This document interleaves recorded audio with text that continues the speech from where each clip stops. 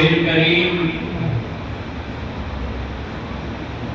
أما بعد فقد قال الله تبارك وتعالى في القرآن المجيد والفرقان الحميد في شأن حبيبه إن الله وملائكته يصلون على النبي يا أيها الذين آمنوا صلوا عليه وسلموا تسليما اللهم صل على سيدنا ونبينا ومولانا محمد وبارك وسلم عليه صلاة تبقى وتدوم بدوام الملك الحج القيوم.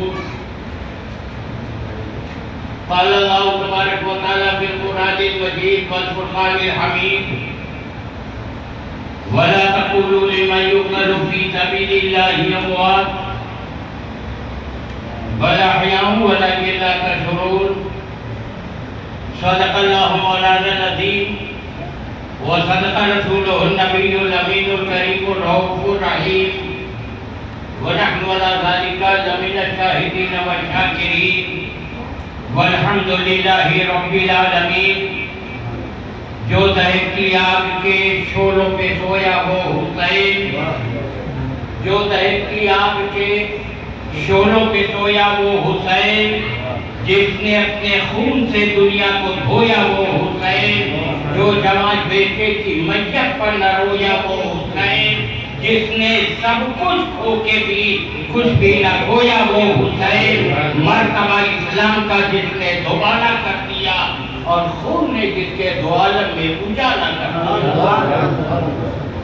شیر کے معنی میں جو مقتل میں آیا وہ حسین، جو 72 زخم کھا کر مسکرایا وہ حسین، راہ حق میں جس نے اپنا سر کٹایا وہ حسین، کربلا میں جس نے اپنا گھر لٹایا وہ حسین، زیر خنجر جس کا سجدہ عظمت اسلام ہے، جس کا حق کیول رسول پاک کا پیغام ہے.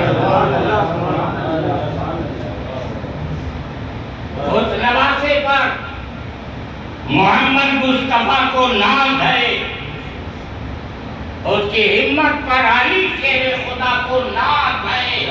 سجدہ اوروں نے کیا اس کا نیا انداز ہے، اس نے وہ سجدہ کیا جس پر خدا کو ناز ہے، اس نے وہ سجدہ کیا جس پر خدا کو ناز ہے. جو لوگ اردو لکھنا پڑھنا جانتے ہیں ان کے لیے ایک شعر.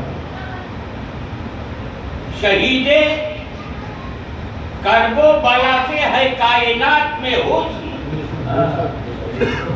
شہید کرب و بلا سے ہے کائنات میں حسن، حسین لکھ کے تو دیکھو حسین ہے کہ نہیں، حسین لکھ کے تو دیکھو حسین ہے کہ نہیں. سجدے میں سر پہ خاک اڑاتی ہے کائنات، اب تک زمین پہ قرب ہے سجدہ حسین کا، اب تک زمین پہ قرب ہے سجدہ حسین کا. نبی اور آل نبی کی بارگاہ میں ایک بار ہدیہ درود پاک اللہم صلی علی محمد وبارک وسلم علیہ صلی اللہ تعالی علیہ وسلم. اور میرا قریبہ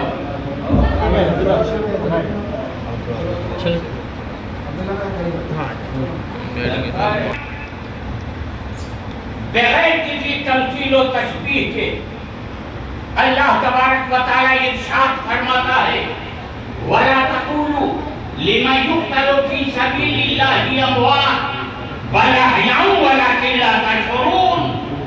اللہ تبارک و تعالی ارشاد فرماتا ہے کہ جو لوگ اللہ کے راہ میں قتل کیے گئے، شہید کیے گئے، انہیں مردہ نہ کہو بل احیاء، بلکہ وہ زندہ ہیں.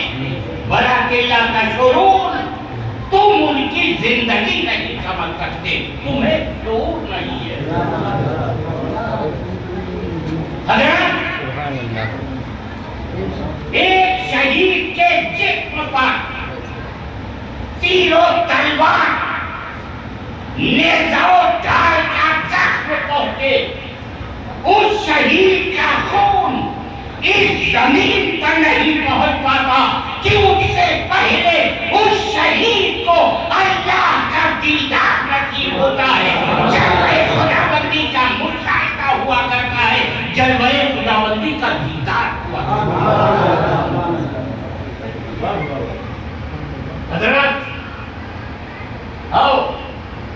سرکار امام حسین اللہ عنہ، ذرا ان کا مرتبہ دیکھو، ان کا مقام دیکھو، ان کا منصب دیکھو، میاں کون سی ایسی فضیلت ہے جو سرکار امام حسین کو حاصل نہیں ہے؟ آؤ میرے آقا ارشاد فرماتے ہیں یا الہ العالمین میں اپنے ان دو نواسوں سے محبت کرتا ہوں۔ میرے آقا ارشاد فرماتے ہیں یا الہ العالمین میں اپنے ان دو نواسوں سے محبت کرتا ہوں، حسنین کریمین سے محبت کرتا ہوں۔ یا الہ العالمین تو بھی ان سے محبت کرنا، اور یا الہ العالمین تو ان لوگوں سے بھی محبت کرنا جو میرے حسنین کریمین سے محبت کرتے ہیں۔ پتہ یہ چلا کہ اگر تمہارے دل میں آقا حسین کی سچی عقیدت ہوگی، سچی محبت ہوگی، سچا پیار ہوگا تو اللہ تمہیں اپنا محبوب بنا لے گا۔ سبحان اللہ، سبحان اللہ۔ آؤ آقا کریم جناب محمد رسول اللہ صلی اللہ تعالی علیہ وسلم سنتے ہیں فاطمہ کے گھر بیٹا پیدا ہوا۔ آقا کریم جناب محمد رسول اللہ صلی اللہ تعالی علیہ وسلم سیدہ فاطمہ کے گھر تشریف لے جاتے ہیں، سرکار امام حسین کو اپنے گود میں لیتے ہیں، اور داہنی کان میں اذان اور بائیں کان میں تکبیر کہتے ہیں۔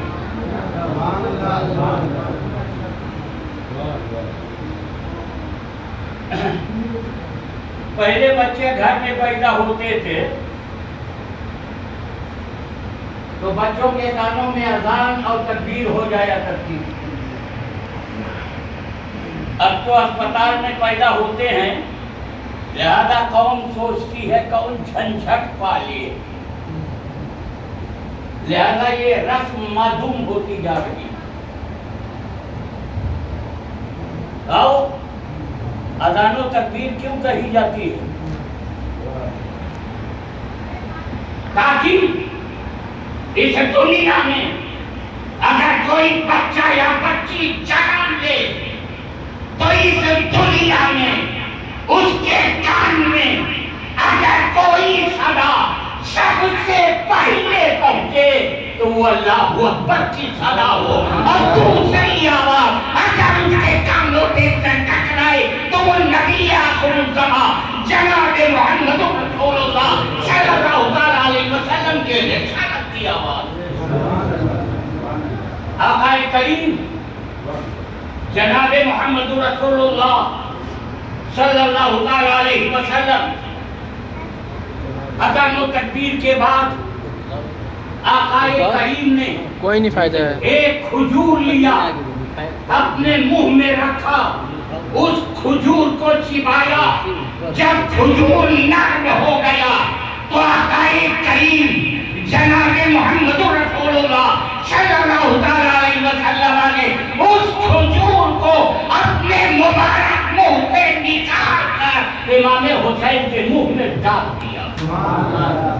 کیا سمجھے کہ اس دنیا میں تشریف لانے کے بعد سرکار امام حسین کے جسم میں اگر کوئی غذا سب سے پہلے پہنچی ہے تو وہ لعاب دہن مصطفیٰ، وہ لعاب دہن مصطفیٰ کہ حضرت جابر کے اگر کھانے میں پڑ جائے ہزاروں لوگ کھا لے مگر کھانے میں کمی نہ آئے، وہ لعاب دہن مصطفیٰ کہ اگر کسی خالی کنویں میں پڑ جائے تو کنویں کا پانی میٹھا ہو جائے۔ درود شریف سناؤ، اللہم صلی علی صلاۃ و سلام علیکہ یا رسول اللہ صلی اللہ علیہ وسلم۔ ایک بار اور جھوم کر درود شریف اللہم صلی علی نبینا محمد و بارک علیہ، صلاۃ و سلام علیکہ یا رسول اللہ صلی اللہ علیہ وسلم۔ حضرات آؤ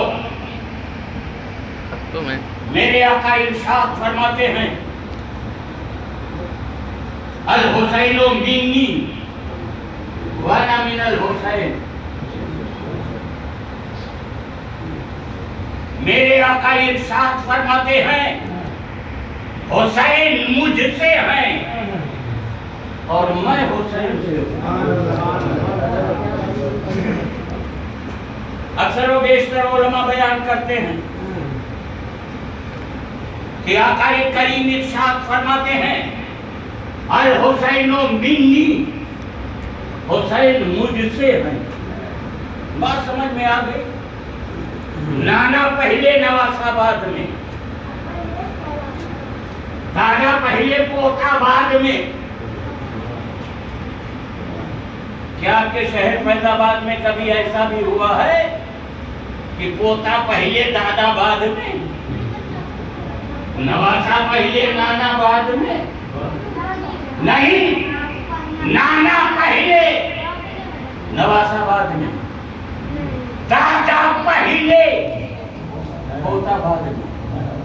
مگر میرے آقا ارشاد فرماتے ہیں حسین مجھ سے ہیں، پھر ارشاد فرماتے ہیں میں حسین سے۔ حدیث طیبہ کا پہلا جز پہلا ٹکڑا سمجھ میں آتا ہے کہ نانا جان پہلے نواسا بعد میں، مگر نواسے سے نانا کیسے ہے؟ تو اس حدیث طیبہ فرمانے نبی کا مطلب یہ ہوا کہ جس دین کو نانا نے پھیلایا ہے اس دین کو حسین نے بچایا ہے، لہذا نانا سے نواسا ہے اور نواسے سے نانا ہے۔ اللہ اکبر، یا رسول اللہ، زندہ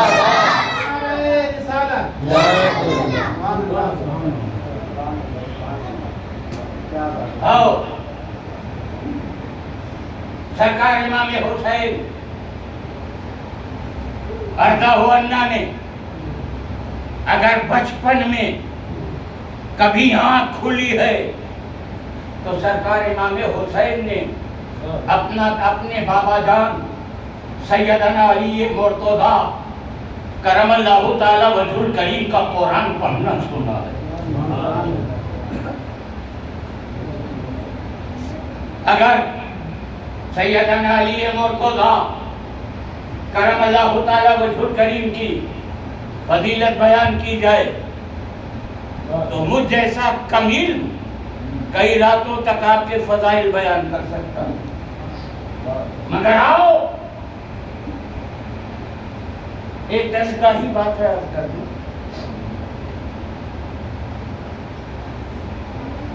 ایک ہوتا ہے موضوع، ایک ہوتا ہے محمل۔ موضوع اس لفظ کو کہتے ہیں جس کا معنی ہوتا ہے، اور محمل اسے کہتے ہیں جس کا کوئی معنی نہیں مگر بولا جاتا ہے۔ جیسے ٹوپی ووپی، رومال رومال، مائک وائک، بستر بستر، چادر وادر۔ ایک موضوع ایک محمل۔ مگر آؤ اللہ تبارک و تعالیٰ نے علی کا نام ایسا رکھا ہے کہ ہمارا دونوں طرف موضوع ہے۔ اگر علی کہو پھر بھی مانا ہے اور ولی کہو پھر بھی مانا ہے۔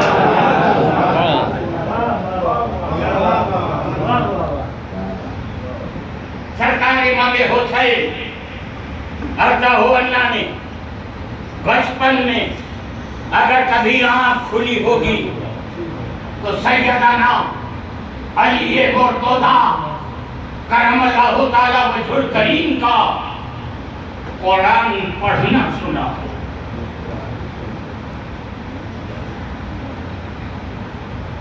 اپنی جان سیدہ فاطمہ کہاں گئی ہے؟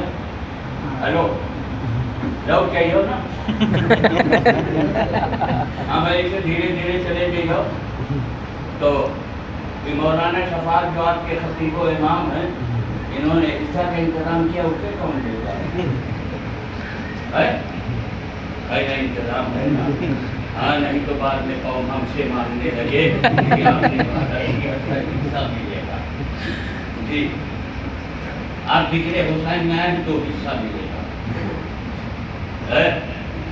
ایک حصہ بھی آپ کو ملے گا، آپ کا منہ میٹھا کیا جائے گا، اور دوسرا حصہ آپ کو میدان محشر میں ملے گا، جہاں ایک انسان کو نیکیوں کی سب سے زیادہ ضرورت ہے، مگر کچھ ایماندار لوگ دونوں حصہ یہی لے لیتے ہیں۔ درود شریف سناؤ،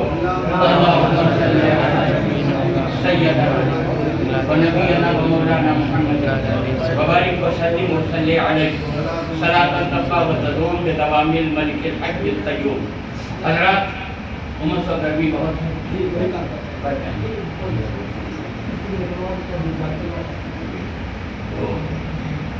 تھوڑی دیر آپ بھی برداشت کریں، تھوڑی دیر ہم بھی برداشت کیے ہوئے ہیں، اسی لیے اپنا مولانا میں نے پڑھنا ہی نہیں ہے، گرمی بہت ہے یار، زندہ صحبت باقی پھر کبھی حاضر ہونے کی سعادت حاصل کروں گا تو انشاءاللہ پوری شان و شوکت کے ساتھ آپ کے درمیان خطاب کرنے کی صحیح کو کروں گا۔ آؤ، سرکار امام حسین کی بچپن میں اگر کبھی ہاتھ کھلی ہے تو سرکار امام حسین نے اپنے بابا جان سیدنا علی مرتضیٰ کرم اللہ تعالی وجہ الکریم کا قرآن پڑھنا سنا۔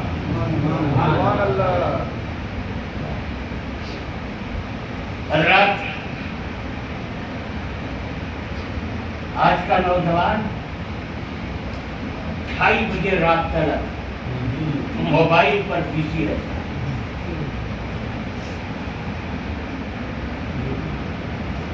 صبح 8 بجے سو کر 10 بجے اب پتہ نہیں کیا کیا دیکھتا ہے۔ دیکھا دیکھی ہم نے بھی ایک بڑا والا موبائل لے لیا ہے، چلانا آج تلک نہیں آتا، سوچتا ہوں 20 بجے 15,000 روپے پانی میں۔ حضرات، میرے آقا ارشاد فرماتے ہیں کہ جس مقام پر قرآن مقدس کی تلاوت ہوتی ہے، اللہ آسمان سے رحمتوں کا نزول کرتا ہے۔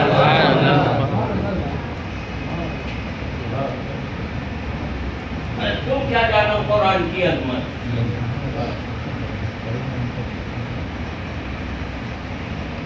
قرآن کا یہ بھی ایک اعجاز ہے کہ قرآن سے پہلے جتنے بھی آسمانی صحیفے، آسمانی کتابیں نازل ہوئی ہیں، تمام کتابیں لکھ کر عطا کی گئی، مگر جب اللہ نے اپنا آخری کلام قرآن مقدس ہمیں اور آپ کو عطا کیا ہے تو قرآن لکھ کر نہیں، پڑھ کر عطا کی گئی ہے۔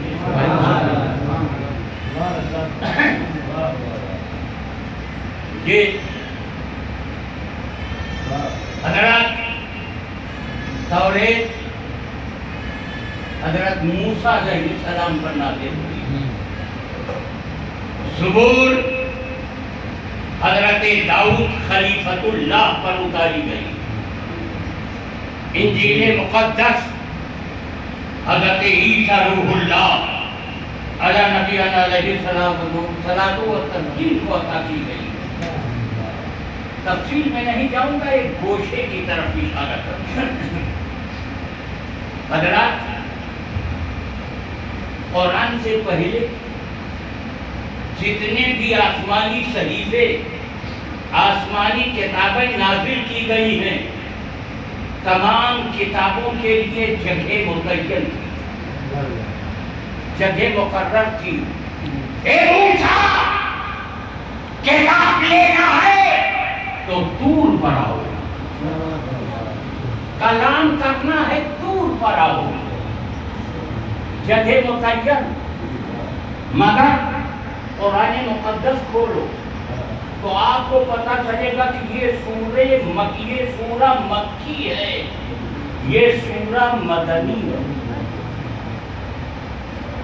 قرآن سے پہلے جتنے بھی آسمانی صحیفے نازل کیے گئے ہیں تمام کتابوں کے لیے جگہ مہیا تھی، مگر اللہ رب العالمین ارشاد فرماتا ہے اے بھائیو، آج تمہارے لیے جگہ مہیا نہیں ہے، تم اگر مکے میں رہو گے تو ہم قرآن مکے میں نازل کریں گے، مدینے میں رہو گے تو قرآن مدینے میں نازل کریں گے، اگر تم حجرہ عائشہ میں رہو گے تو ہم قرآن حجرہ عائشہ میں نازل کریں گے۔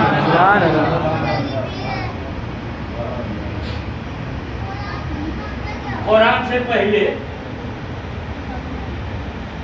جتنی بھی آسمانی صحیفے تھے سب کے حافظ انبیاء ہوا کرتے تھے۔ توریت کے حافظ حضرت موسیٰ اور حضرت ہارون تھے، زبور کے حافظ حضرت داؤد خلیفۃ اللہ تھے، انجیل کے حافظ حضرت عیسیٰ روح اللہ تھے۔ مگر قرآن سے پہلے جتنے بھی آسمانی صحیفے تھے ان کے حافظ ہونے کے لیے نبی ہونا ضروری تھا، نبی ہونا شرط تھا، مگر جب اللہ نے اپنا آخری کلام قرآن مقدس عطا کیا ہے تو میرے اور اللہ کے محبوب نے وہ اپنی امت کو عطا کر دیا ہے کہ اب تو ہم تم جہاں بھی دیکھو گے وہاں پر حافظ قرآن ملیں گے، ہر شہر میں حافظ قرآن ملیں گے، ہر محلے میں حافظ قرآن ملیں گے، ہر گلی اور کوچے میں حافظ قرآن ملیں گے۔ درود شریف سناؤ۔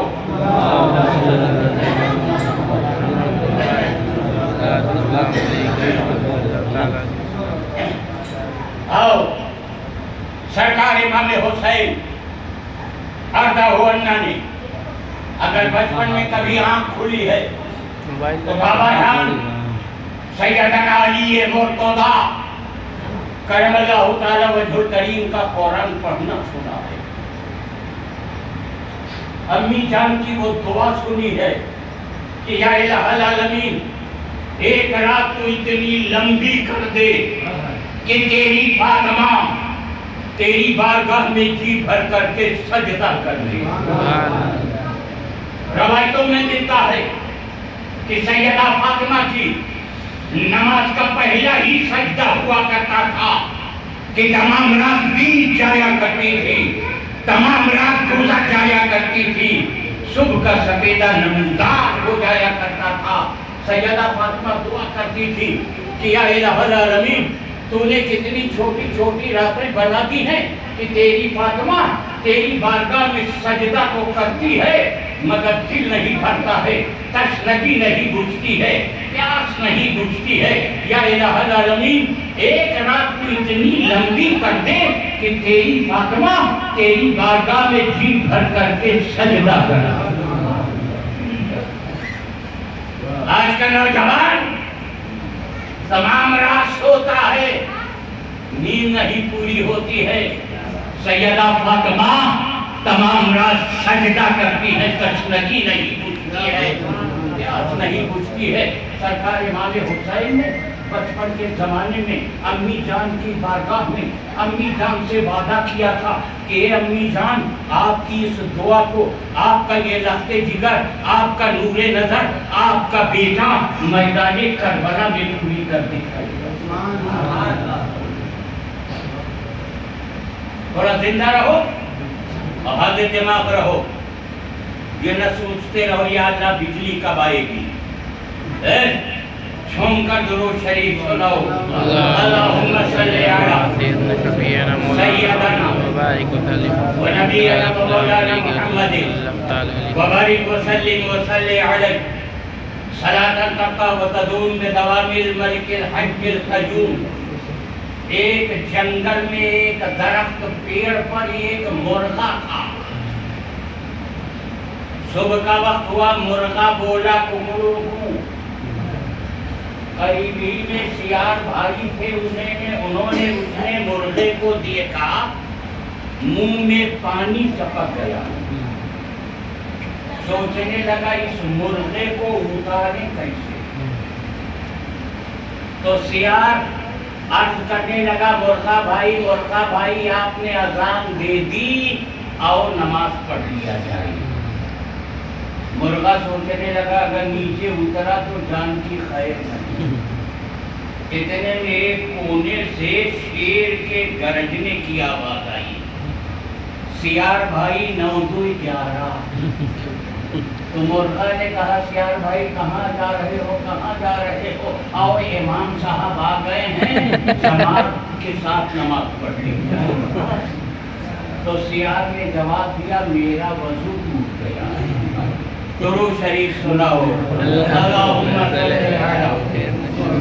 سیدنا و نبینا و مولانا محمد وبارک وسلم وصلی علی صلاۃ تبقی و تدوم بدوام الملک الحج القیوم۔ او میرے آقا ارشاد فرماتے ہیں، انما الاعمال بالنیات، عمل کا دار و مدار نیت پر ہوا کرتا ہے۔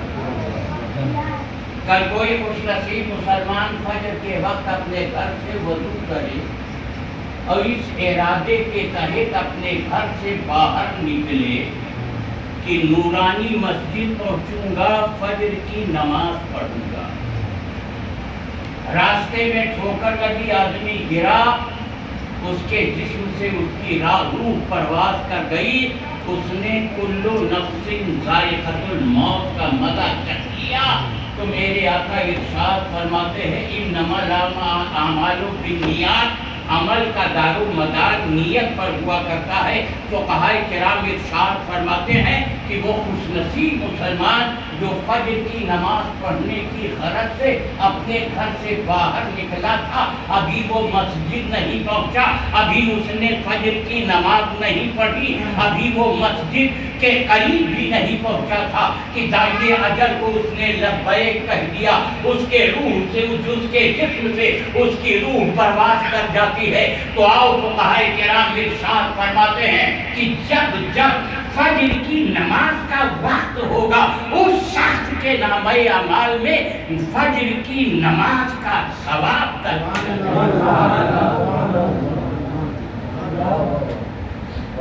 اور سرکار امام حسین نے امی جان سے وعدہ کیا تھا کہ امی جان آپ کی یہ دعا کہ یا الہ العالمین لے کر آپ تو اتنی لمبی کر دے کہ تیری فاطمہ تیری بارگاہ میں جی بھر کر کے سجدہ کر لے۔ سرکار امام حسین ارشاد فرماتے ہیں، اے امی جان آپ کی اس دعا کو آپ کا یہ بیٹا میدان کربلا میں پوری کر دکھائے گا۔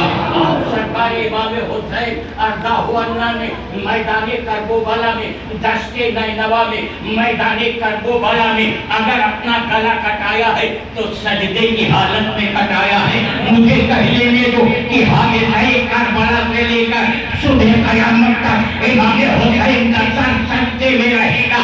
اس سے پہلے نہ کوئی اتنا لمبا سجدہ کسی نے کیا ہے، نہ صبح قیامت تک کوئی ایسا سجدہ کر سکتا ہے جیسا سجدہ سرکار امام حسین نے میدان کربلا میں پیش کروایا۔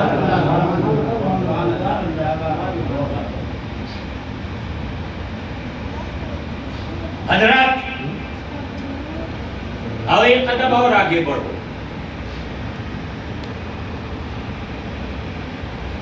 حضرات اگر آپ 2 رکعت نماز کی نیت باندھیں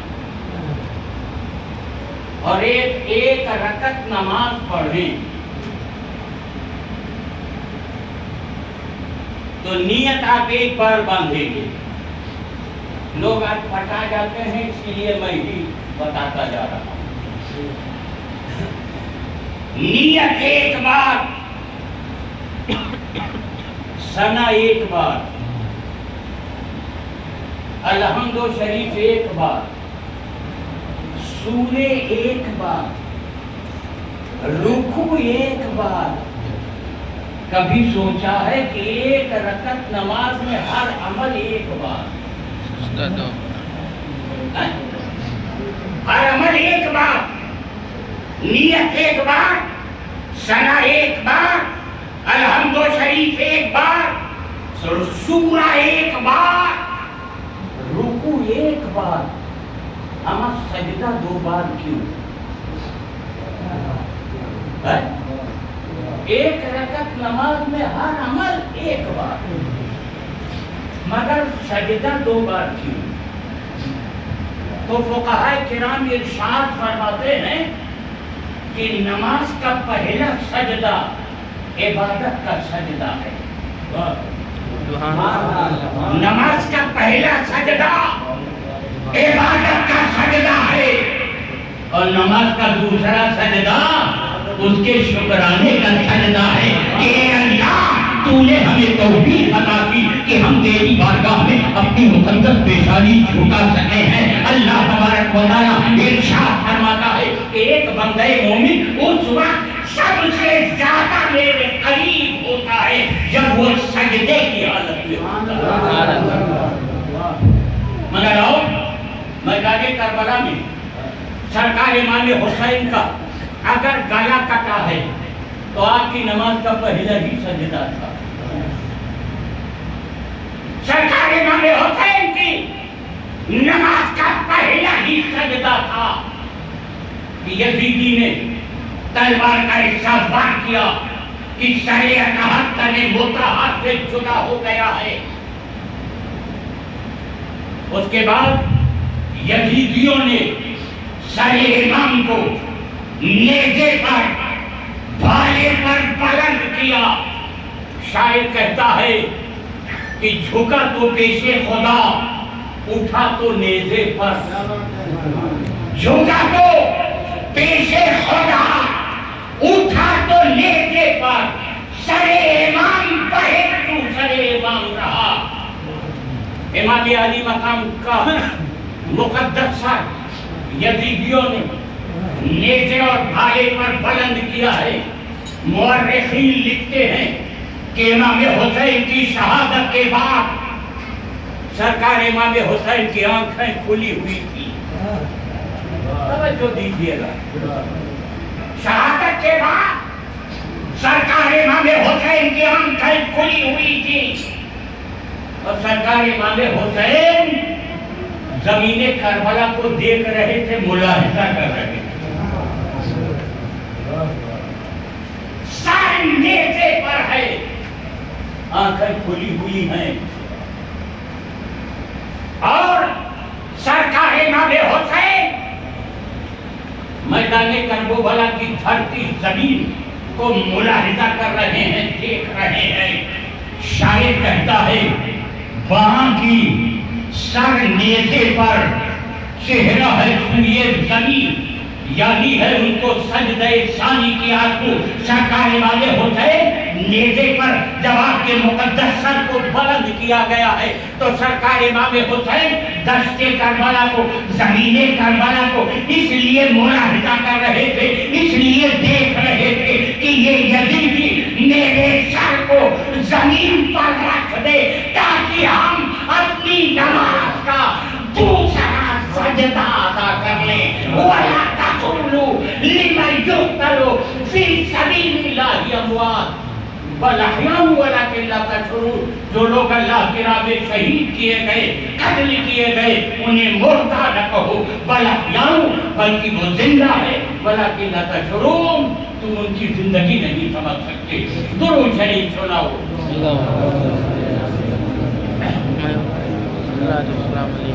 السلام علیکم.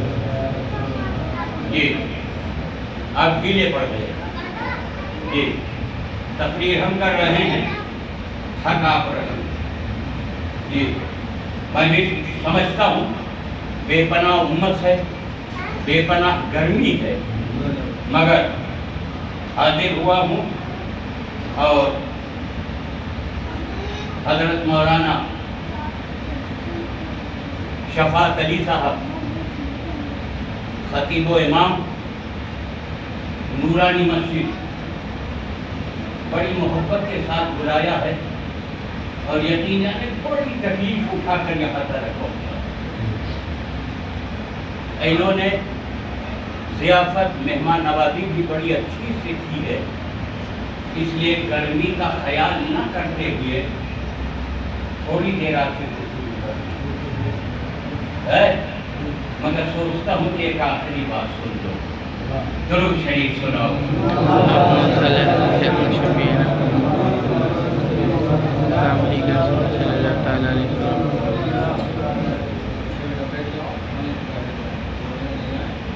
آج شب عاشور ہے،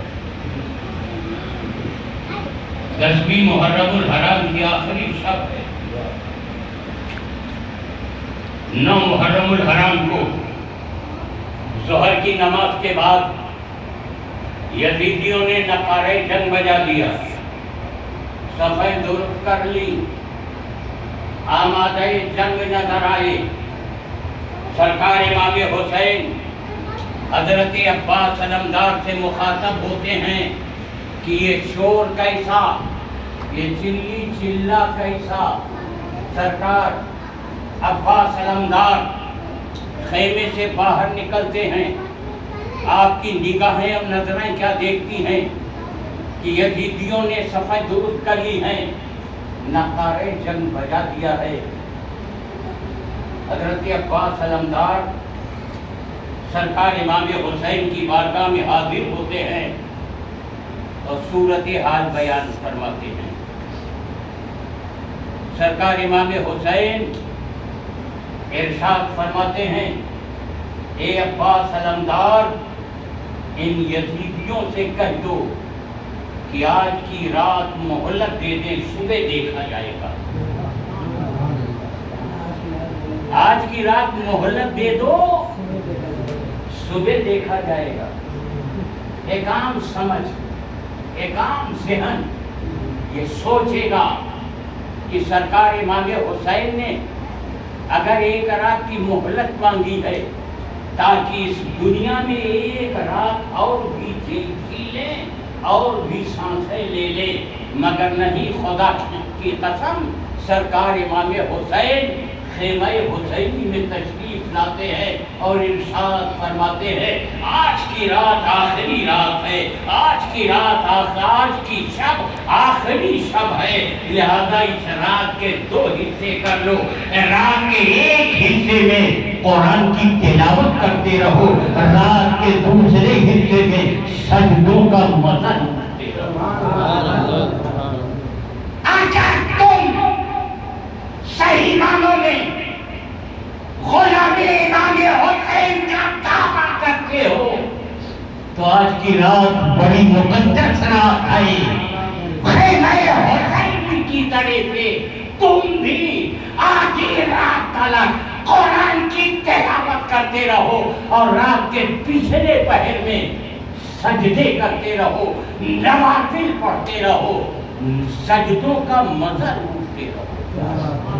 درود شریف سناؤ. اللہم صلی علی سیدنا و نبینا و مولانا محمد وبارک وسلم وصلی علیہ صلاة تبقى وتدوم بدوام الملك الحج القيوم ولا تقولوا لمن يقتل في سبيل الله اموات بل احياء ولكن لا تشعرون. جو لوگ اللہ کی راہ میں شہید کیے، قتل کیے گئے، انہیں مردہ نہ کہو بل احیاء، بلکہ وہ زندہ ہیں. اور تم ان کی زندگی نہیں سمجھ سکتے ہو. دعا ہے کہ مولا تعالیٰ ہمیں اور تمام مسلمانوں کو سرکار امام حسین کے نقش قدم پر آپ کی پیروی کرنے کی توفیق رفیق عطا فرمائے. درود شریف سنائیں.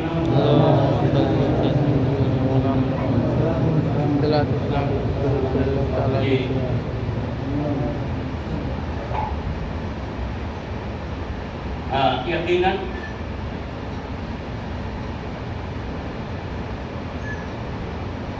ابھی بہت زیادہ وقت نہیں گزرا ہے، مگر اس شدت کی گرمی سے میں بھی بدحال ہوں اور آپ کا بھی حال کچھ زیادہ اچھا نہیں۔ جھوم کر درود شریف سناؤ۔ اللہم صلی علی سیدنا و نبینا و مولانا محمد وبارک وسلم وصلی علیہ صلاۃ تبقی و تدوم بدوام الملک الحی القیوم۔ 9 محرم الحرام کا دن گزار کر رات میں سرکار امام حسین ارضاہ اللہ نے تمام محبین اہل بیت کو اپنے خیمے میں اکٹھا کیا، اپنے خیمے میں طلب کیا، اپنے خیمے میں بلایا، چراغ بجھا دیا، روشنی گل کر دی، خیمہ حسینی میں اندھیرا چھا گیا۔ سرکار امام حسین کے رخ انور کی نورانی کرنیں خیمہ حسینی میں بہار پیدا کر رہی تھی۔ سرکار امام حسین ارشاد فرماتے ہیں، اے میرے جانثارو، آج کی رات آخری رات ہے، آج کی شب آخری شب ہے، میری وجہ سے تم اپنے کو ہلاکت میں نہ ڈالو۔ مجھے یقین ہے کہ کل یزیدی میرے خون سے اپنا ہاتھ رنگنے کے بعد تم میں سے کسی کو نہ طلب کریں گے، لہذا جو لوگ میدان کربلا سے واپس جانا چاہیے، دشت کربلا سے واپس جانا چاہیے، میدان نینوا سے واپس جانا چاہیے، میں انہیں بخوشی اجازت دیتا ہوں کہ وہ خیمے سے باہر نکلے۔ باہر اونٹ بندھے ہوئے ہیں، اونٹوں پر سوار ہو جاؤ، تمام رات سفر کرتے رہو، جب صبح کا سفیدہ نمودار ہوگا تو تم لوگ میدان کربلا سے دور جا چکے ہوگے، دشت نینوا سے دور جا چکے ہوگے، اور میرے شہادت کے بعد یزیدی تم میں سے کسی کو نہ تلاش کریں گے۔ اگر آج کا مسلمان ہوتا تو اپنے جان کی حفاظت کے لیے، اپنی جان بچانے کے لیے سر پر پاؤں رکھ کر بھاگتا ہوا نظر آتا۔ تھوڑی دیر کے بعد سرکار امام حسین نے جب اپنے خیمے میں چراغ روشن کیا، ایک محب اہل بیت کھڑا ہوتا ہے اور عرض کرتا ہے کہ امام حسین، اگر ہمارے پاس تیر و تلوار نہ ہو، نیزہ و ڈھال نہ ہو، سامان حرب نہ ہو، سامان جنگ نہ ہو، تو ہم اپنے ہاتھوں میں کنکر اور پتھر لیں گے، ان 22,000 یزیدیوں کا مقابلہ کریں گے، مگر آپ کا ساتھ نہ چھوڑیں گے، آپ کی حفاظت نہ چھوڑیں گے، آپ کی محبت نہ چھوڑیں گے۔ دوسرا محب اہل بیت کھڑا ہوتا ہے کہ امام حسین، قبل اس کے کہ آپ کے مبارک قلبے میں کانٹا چبھے، آپ کے قدموں پر ہم اپنے جسم کے خون کا آخری قطرہ بہا دیں گے، مگر آپ کا ساتھ نہ چھوڑیں گے، آپ کی حفاظت نہ چھوڑیں گے، آپ کی محبت نہ چھوڑیں گے۔ اور تیسرا محب اہل بیت کھڑا ہوتا ہے اور عرض کرتا ہے کہ امام حسین، اگر مجھے اس بات کا یقین ہو جائے کہ یہ یزیدی ہمیں قتل کریں گے، قتل کرنے کے بعد ہمارے لاشے کو آگ پر جلا دیں گے، جب میرا لاشا جل جائے گا تو اس کی راکھ کو ہوا میں اڑا دیں گے، خدا مجھے پھر زندگی دے گا، یہ یزیدی مجھے پھر قتل کریں گے، قتل کرنے کے بعد ہمارے لاشے کو آگ پر جلائیں گے، اس کی رات کو ہوا میں اڑا دیں گے. خدا مجھے پھر زندگی دے گا, یہ یزیدی مجھے پھر قتل کریں گے. قتل کرنے کے بعد ہمارے لاشیں کو آگ پر جلائیں گے, اس کی رات کو ہوا میں اڑا دیں گے. اے امام حسین, ایک بار نہیں, یہ عمل 70 بار کیا جائے کہ میں 70 بار قتل کیا جاؤں, 70 بار ہمارے لاشیں کو آگ پر جلایا جائے, اس کی رات کو ہوا میں اڑا دیا جائے. تو اے امام حسین, ہم 70 بار قتل ہونا برداشت کر لیں گے, 70 بار اپنے لاشے کو آگ پر جلنا برداشت کر لیں گے, اس کی رات کو ہوا میں اڑنا برداشت کر لیں گے. مگر اے امام حسین, آپ کا ساتھ نہ چھوڑیں گے, آپ کی حفاظت نہ چھوڑیں گے, آپ کی محبت نہ چھوڑیں گے. یہ شہادت کہے الفت میں قدم رکھنا ہے. لوگ آسان سمجھتے ہیں مسلمان ہونا, وآخر دعوانا ان الحمدللہ رب العالمین, کھڑے ہو جائے اور بارگاہ نبی میں